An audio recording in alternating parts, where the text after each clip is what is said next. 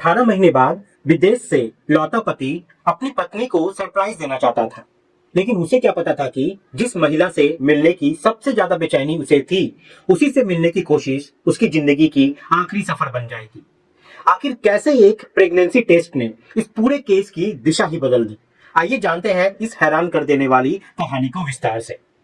ये घटना 1 मार्च 2026 की है। लगभग 34 वर्षीय एक युवक जिसका नाम एहसान रजा था, करीब 18 महीने बाद अपनी नौकरी से अपने घर लौट रहा था। उसने लगभग 4100 किलोमीटर का लंबा सफर तय किया था। इतने लंबे समय बाद घर पहुंचने की खुशी उसके चेहरे पर साफ दिखाई दे रही थी। लेकिन घर पहुंचते ही जब घर वालों ने बताया कि उसकी पत्नी समरीन अपने मायके गई हुई है, तो ये सुनते ही उसका पूरा सरप्राइज अधूरा रह गया। इसके बाद उसने तुरंत समरीन को फोन लगाया और बताया कि वह घर वापस आ चुका है। अब जैसे ही समरीन ने ये बात सुनी, उसने अपने पति से जिद करनी शुरू कर दी कि आप एक काम कीजिए, यही मेरे मायके आ जाइए। एहसान ने कहा कि वे अगले दिन आराम से आ जाएगा, लेकिन समरीन अपनी बात पर अड़ी रही। वे लगातार कहती रही कि आज ही उसे आना होगा। पत्नी की लगातार जिद के आगे आखिरकार एहसान रजा मान गया। उसने बाइक निकाली और पत्नी से मिलने के लिए उसके मायके की ओर रवाना हो गया। लेकिन यहाँ पे अपनी मंजिल तक पहुंचने से पहले ही एहसान मौत का शिकार हो जाता है। उधर जैसे ही समरीन को पति की मौत की खबर मिली, वे अपनी सुध बूध खो बैठी और फूट फूट कर रोने लगी। वहां मौजूद हर व्यक्ति यही सोच रहा था कि ये एक बेबस पत्नी का दुख है, लेकिन उसी भीड़ में मौजूद कुछ महिलाओं को उसके व्यवहार और शारीरिक स्थिति पर थोड़ा शक हुआ।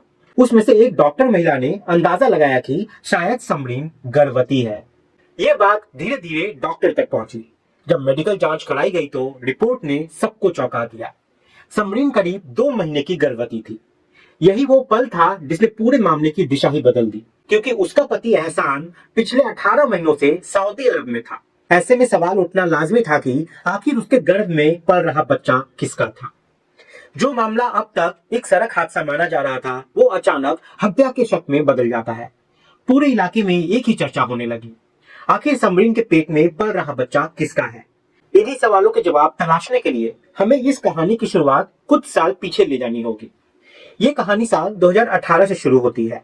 बिहार के किशनगंज जिले के पुनास गांव में साबिर आलम अपने परिवार के साथ रहते थे। उनकी पत्नी का नाम निराला बेगम था। परिवार में 5 बेटे और 2 बेटियां थी। सबसे बड़े बेटे का नाम एहसान रजा था। उसने 12वीं तक पढ़ाई पूरी की थी, लेकिन अच्छी नौकरी नहीं मिलने के कारण वे कभी खेतों में पिता का हाथ बटाता तो कभी मजदूरी करके परिवार का मदद करता था। एक दिन एहसान ने अपने पिता से कहा कि अगर उन्हें कोई आपत्ति ना हो तो वे सऊदी अरब जाकर नौकरी करना चाहता है।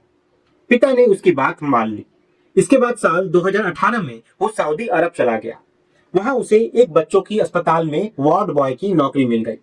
धीरे धीरे समय बीतता गया और देखते ही देखते साल 2024 आ गया। अब घर वालों को उसकी शादी की चिंता होने लगी।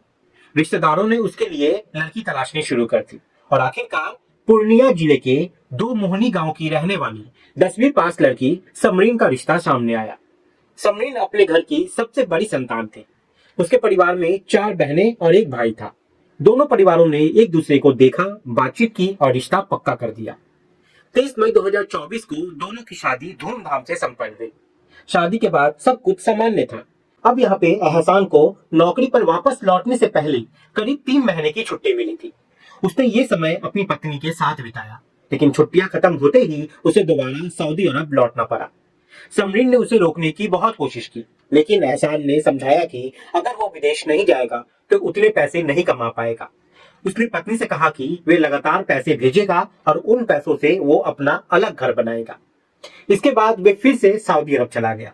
वहां से हर महीने पैसे भेजता रहा और समरीन उन पैसों को संभाल कर रखती रही।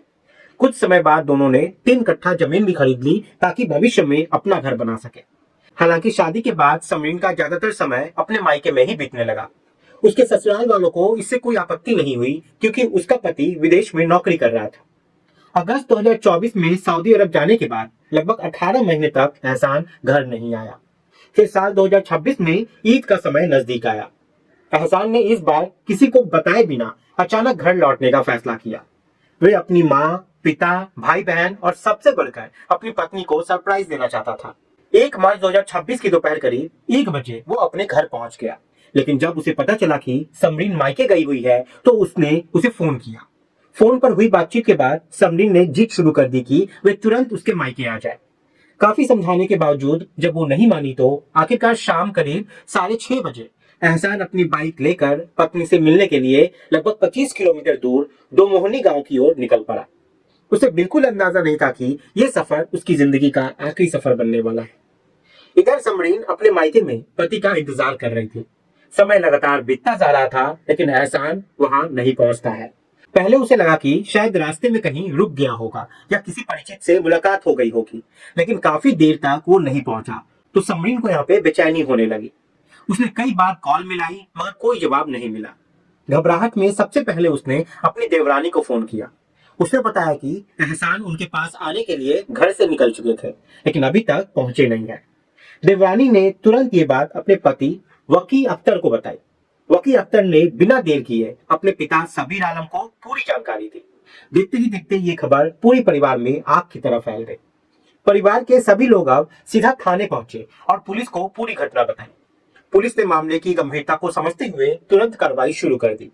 सबसे पहले एहसान के मोबाइल नंबर को सर्वेलेंस पे लगाया गया और उसकी अंतिम लोकेशन ट्रेस की जाने लगी। कुछ ही देर बाद पुलिस को जानकारी मिली कि मोबाइल की आखिरी लोकेशन पूर्णिया जिले के मल्हारा मदरसे के पास पुराने पश्चिमी कलवर्ट के आसपास दिखाई दे रही है। NH 99 से लगभग 100 मीटर अंदर स्थित उस सुनसान जगह पर जब तलाश शुरू हुई तो सबसे पहले एहसान की बाइक मिली। थोड़ी दूर पर उसका हेलमेट पड़ा मिला, फिर उसका पर्स और जरूरी दस्तावेज भी बरामद हुए। आखिरकार कुछ दूरी पर जाने पर उसका शव भी वहां पे बरामद हो जाता है। शव की हालत देखकर हर कोई सुन्न रह गया। उसके सिर पर गहरे और गंभीर घाव थे। पहली नजर में समझना मुश्किल था कि ये सड़क दुर्घटना है या किसी ने उसको बेरहमी से मारा है। जैसे ही ये खबर परिवार तक पहुंची, घर में मातम छा गया। माँ बाप का रो रो कर यहाँ पे बुरा हाल हो गया। सबसे ज्यादा रो रही थी उसकी पत्नी समरीन। ये पति के शव से लिपट कर लगातार विलाप कर रही थी और बार बार बेहोश हो रही थी। उधर एहसान के पिता सबीर आलम ने अज्ञात लोगों के खिलाफ हत्या की आशंका जताते हुए FIR दर्ज करवा दी। उनका कहना था कि ये सामान्य हादसा नहीं हो सकता, किसी ने सोची समझी साजिश के तहत उनके बेटे की जान ली है।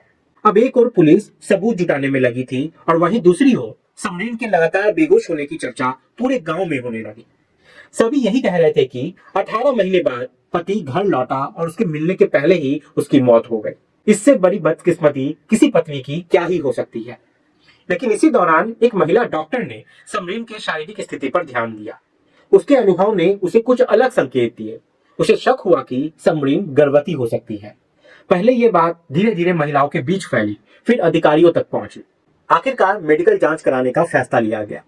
जब मेडिकल रिपोर्ट सामने आई तो उसने पूरे मामले को नया मोड़ दे दिया। रिपोर्ट में पुष्टि हुई कि समरीन करीब 2 महीने की गर्भवती है। ये जानकारी सामने आते ही पुलिस के सामने अब सबसे बड़ा सवाल खड़ा हो गया। आखिर उसका पति तो पिछले 18 महीनों से विदेश में था, फिर ये गर्भ किसका है? अब पुलिस का पूरा ध्यान समरीन पर केंद्रित हो गया। उससे लगातार पूछताछ की जाने लगी। साथ ही पुलिस ने उसका मोबाइल फोन जब्त कर लिया और कॉल डिटेल रिकॉर्ड निकलवाया। जांच के दौरान एक नाम बार बार सामने आया और वो था सिराज अंजुम। रिकॉर्ड से पता चला कि समरीन सबसे ज्यादा बातचीत इसी से करती थी।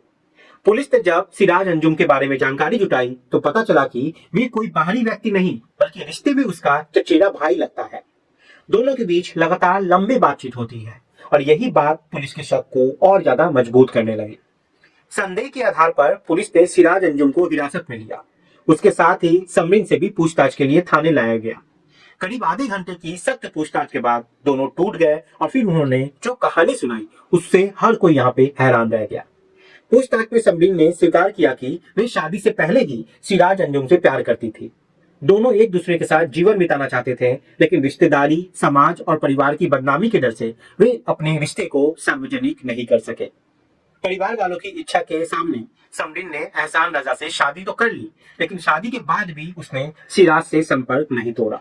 जब शादी के कुछ ही महीनों बाद एहसान नौकरी के लिए दोबारा सऊदी अरब चला गया तो दोनों पहले से भी ज्यादा करीब आ गए।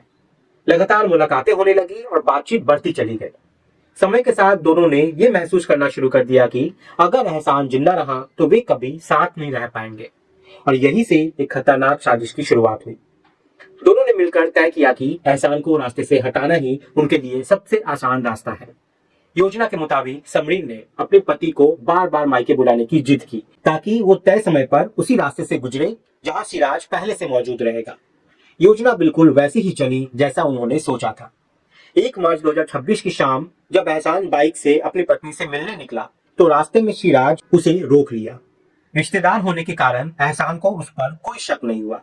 वे आराम से उसके साथ बात करने लगा और इसी भरोसे का फायदा उठाकर सिराज ने उस पर अचानक धारदार हथियार से हमला कर दिया। हमला इतना बेरहम था कि एहसान को संभलने का मौका तक नहीं मिला और घटनास्थल पर ही उसकी मौत हो गई। हत्या करने के बाद सिराज वहां से फरार हो गया।